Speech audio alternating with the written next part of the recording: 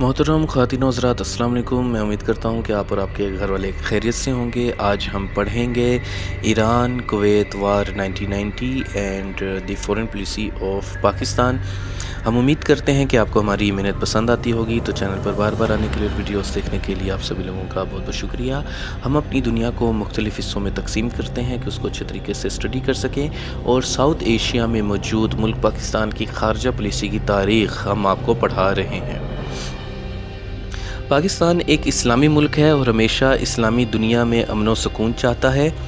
पाकिस्तान की खारजा policy, foreign policy हमेशा यही रही है कि तमाम इस्लामी ममालिक के साथ अच्छी दोस्ती रहे।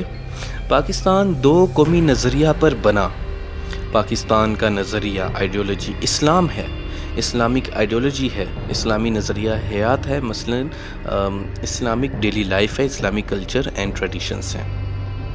तो ये फितरी नेचुरल चीज़ है कि पाकिस्तान इस्लामी दुनिया के बारे में अच्छा ही चाहेगा। पाकिस्तान 1947 को वजूद में आया और इस्लामी ममालिक की मदद हमेशा उसके साथ रही। पाकिस्तान भी स्टेबल होना चाहता था। पाकिस्तान चाहता था कि वो स्टेबल हो, क्योंकि पाकिस्तान जो ज़हनी मरीज़ हिंदुस्तान की साम्राज्य सोच है, हिंदुत्वा, मुदित्वा एंड गोदी मीडिया टाइप के लोग और हिंदुत्वा और आरएसएस की सोच, उससे आज़ाद होना चाहता था ताकि पाकिस्तान पर कोई ख़तरा ना रहे। तो अपने इस्लामी ममालिक के सपोर्ट से पाकिस्तान इंडिया को बता सकता था कि वो अकेला नहीं है। हिंदुस्तान यानी इंडिया बहुत बड़ा मुल्क है, तो पाकिस्तान को दोस्तों की बहुत ज़रूरत थी और इस्लामी दुनिया अच्छे दोस्त साबित हो सकती थी। इसलिए भी पाकिस्तान कैपिटलिस्ट ब्लॉक में गया, अमेरिका के पास गया, क्योंकि इंडिया एक सोशलिस्ट स्टेट के तौर पर बना था जो कि कम्युनिस्ट सोवियत यूनियन के बहुत करीब थी। तो उससे बचने के लिए पाकिस्तान के पास बेस्ट ऑप्शन यही था कि जो दूसरी बड़ी सुपर पावर है अमेरिका बहादुर, पहले नंबर पे जो बड़ी पावर है अमेरिका बहादुर, वो उसका दोस्त बने और अमेरिका बहादुर से सिक्योरिटी गारंटी ले ले। तो शुरू से पाकिस्तान की खारजा पॉलिसी के दो मकासद थे कि वो इकनॉमी एंड सिक्योरिटी। पाकिस्तान की सिक्योरिटी के लिए सबसे बड़ा मसला इंडिया था, और अगर ये ख़तरा ना होता तो पाकिस्तान सारा पैसा इंफ्रास्ट्रक्चर पर लगाता और आज हम किसी यूरोपियन कंट्री की तरह कोई बहुत ही अच्छा तरक्की याफ्ता मुल्क होते। तो इसलिए सिक्योरिटी और इकनॉमी यानी माशियात और सालमियत को लहदा ही डील करना चाहिए। यानी सिक्योरिटी मतलब सालमियत और इकनॉमी यानी माशियात को हम लहदा डील करेंगे तो फॉरेन पॉलिसी हमें अच्छी तरीके से समझ आ सकती है। लेकिन सिक्योरिटी पहले नंबर पर इंपॉर्टेंट होती है। ये हमने आपको सबसे पहले लेक्चर में बताया था। आप पूरी प्लेलिस्ट अगर देख रहे हैं तो आपको पता होगा।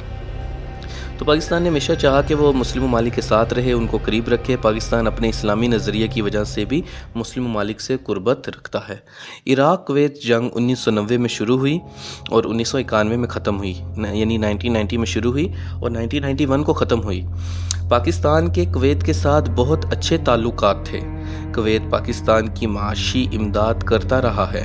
कुवैत ने शुरू में पाकिस्तान की बहुत ज़्यादा इकनॉमिक मामलात में मदद की। पाकिस्तान ने इराक के साथ भी दोस्ती कर रखी थी। अलबत्ता कुवैत पाकिस्तान के बुरे हालात में हमेशा उसकी मदद करता रहा, और इराक के साथ भी पाकिस्तान की दोस्ती थी, लेकिन कुवैत के साथ कुछ ज़्यादा अच्छी दोस्ती रही थी।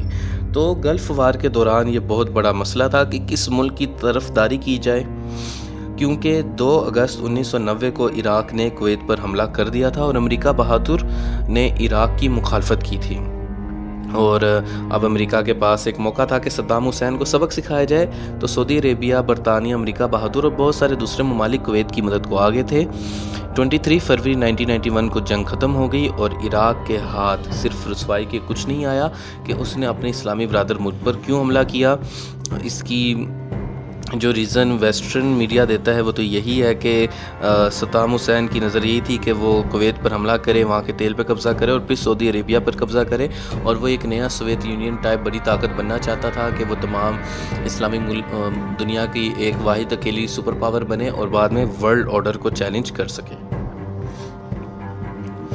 तो पाकिस्तान ने कुवैत का साथ दिया और अपनी फ़ौजी मदद भी भेजी और यूएन की इराक़ के ख़िलाफ़ करारदाद मंजूर की। तो पाकिस्तान के पास कोई चारा ना था।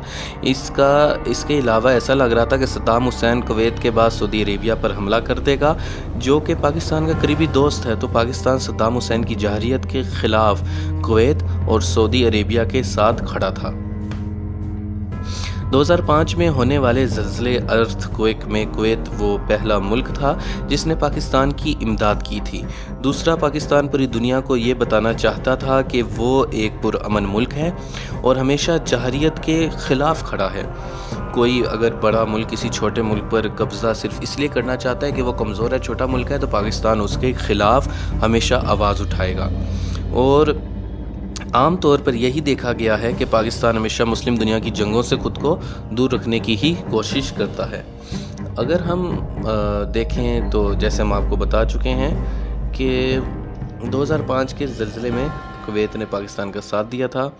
इसके अलावा पाकिस्तान हमेशा ये चाहता था कि वो इस्लामी दुनिया में अमन कायम रखे, और जो पाकिस्तान के मुस्लिम दुनिया के साथ हमेशा मल्टी डिमेंशनल इंटरेस्ट रहे हैं। और सबसे बड़ा ये है कि वहाँ से पाकिस्तान को इमदाद मिलती रहे, क्योंकि जो मुस्लिम ममालिक हैं वो तेल की दौलत से मालामाल हैं।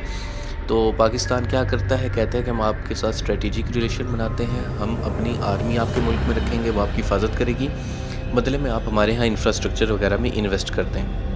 तो इस तरह एक अच्छा ताल्लुक़ कायम हो जाता है। हम उम्मीद करते हैं कि आपको हमारी ये मेहनत पसंद आती होगी। तो चैनल पर बार बार आने के लिए और वीडियोस देखने के लिए आप सभी लोगों का बहुत बहुत शुक्रिया। अल्लाह हाफ़िज़।